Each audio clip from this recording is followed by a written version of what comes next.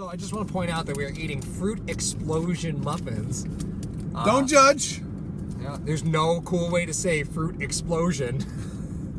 There's no way. Oh, Not they weren't possible. kidding. Yeah, no, there's a lot of stuff in there. All right, next submission. Tim Ellington, development. How long does it take to develop a quarterback versus a wide receiver versus an offensive lineman? I think this is a great question.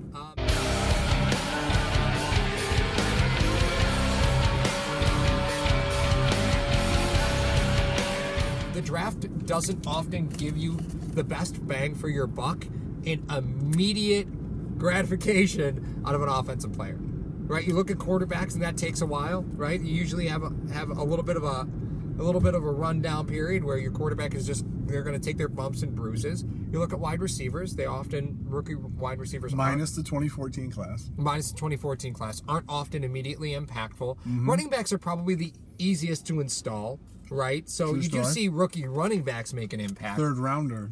Yeah, right. And offensive linemen often suffer because of line protection calls and things like that are very different in the NFL. It depends. If they're from the Big 12, yeah, they suffer. Man, you hate the Big 12. They can't run block. You just hate the Big 12. They can't run block. The Big 10 can't pass block. No, I'm probably going to get some... What do you mean? This guy's from here, this guy's from here. I know. I'm just being a goofball. Like normally. So, let's talk about the wide receiver position first, right?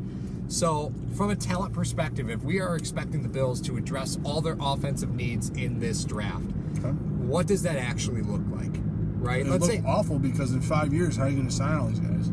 yeah, no, that's a great point about trying to build through the draft. Re-signing is, you end up with the Seattle situation where Seattle ran the table on all these drafts, and then they got to re-sign all these guys, but there's no money to do it. What are you going to do? Can I make a comment before we go into this discussion? Oh, look, yeah. Huh? It's not the wand, it's the magician.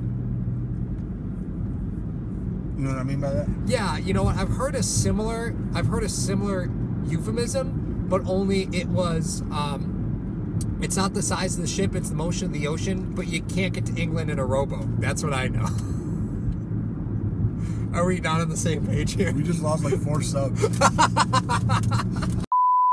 not the wand, it's the magician. Case in point, Jared Goff. Yeah. He was with Fisher, abysmal. Oh, so He gets bad. McVay, Yeah. he's a stud. Then again, they did surround him with some weapons. I'm not going to lie. However, it doesn't matter who they bring in. That's my point. It doesn't matter who they bring in. If they're not being utilized to their full potential, it doesn't matter. It really doesn't matter who they bring in. Yeah. So I think that part of the ship, if you want to take yours, has to be righted for that to happen. But I do love this discussion. Typically, I don't know, 2-3 years to develop your quarterback, because they do have those. When you see guys drafted in the first round, they have the 5th-year option. No other player in the draft, round 2 through 7, has the 5th-year option. They're all on 4-year deals. So if there's a guy that you think you're going to need more time with, offensive lineman, a quarterback, maybe wide receivers, not really, because year 3 is when they really start to get it. Year 4, it's in a contract year, so they really start playing well. Yeah. But that's the way the progression happens to work. That's why you see so many running backs, unless they're Saquon Barkley, Melvin Gordon, they're not drafted in the first round. Was Gordon first round? No, he was. Okay. Yeah. So, elite level talent. But if you're talking about a guy in the 2nd, 3rd round, they don't need that much time to develop, is my point. So, well, I think that's fair to mention. That's why we see so many of those picks at the basement of the first round traded. 27, 28, 29, 30, 31. we saw it with Teddy Bridgewater. Yeah, We because saw it with Lamar Jackson. exactly, because you get that last 5th year Oh, yeah. that is premium to that position, right? It's exclusive to that first round. So it gives you another year of control on a player that you find to be developmental but still worthy of the first round pick in that team's estimation. So if you had to pick a position for the Bills right now for them to take in next year's draft to make an immediate impact on the team, what would it be? OC. Can't draft those. Can't draft those. Immediate impact. Yeah. What is the most immediate impact position in the draft? Are we sold on Allen? Because people are going to talk. If he comes back from his injury and is worse, yeah. For argument's sake, let's say Allen that McDermott and Bean are still sold that Allen's the starter. Okay. Immediately, it's got to be line.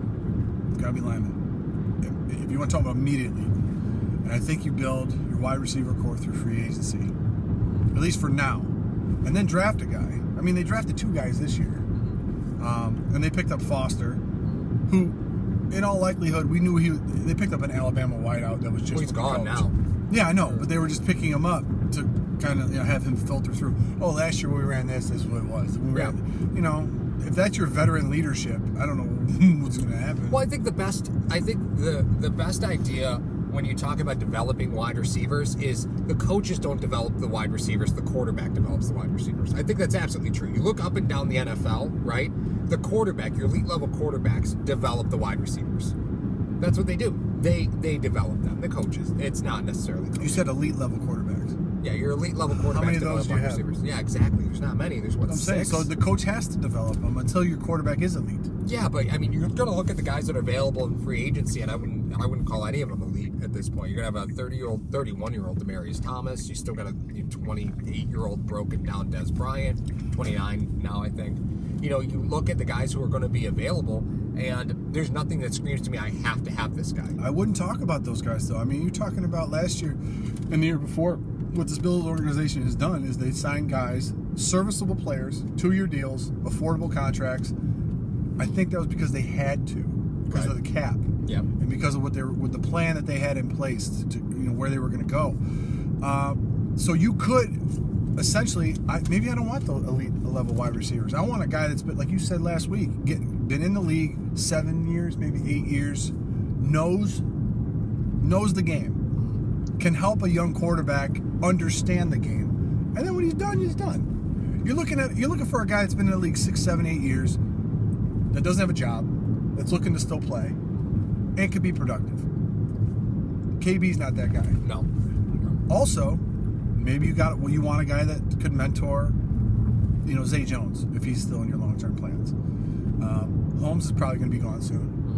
Mm-hmm. Ray, if he drops another punt, he's going to be gone soon. So, as far as that goes, if you think Daboll's your guy, they'll make a move at the trade. Stop. I have to check you for a stroke. Are you having any symptoms of a stroke? Is your face drooped? Are you seeing colors? Are you hearing colors right now? Daboll's in your future plans. Jesus. You're so old, I can smell it. If I preceded it with if Daboll's your guy, you may make a move at the trade deadline for a wideout. I think maybe you have to. But I think we've kind of hit on the point with this topic. I feel dirty. When it comes to developing talent, there's certain positions you can afford to develop the talent at and certain positions you can't. This offense doesn't have the time to afford to develop rookie wideouts. This offense can get more bang for its buck out of offensive linemen because they can make more of an immediate impact. Running back too, make more of an immediate impact. But, as far as certain positions, wide receiver being the most name, that just takes too long for this team to wait for at this juncture. You think so? I think so.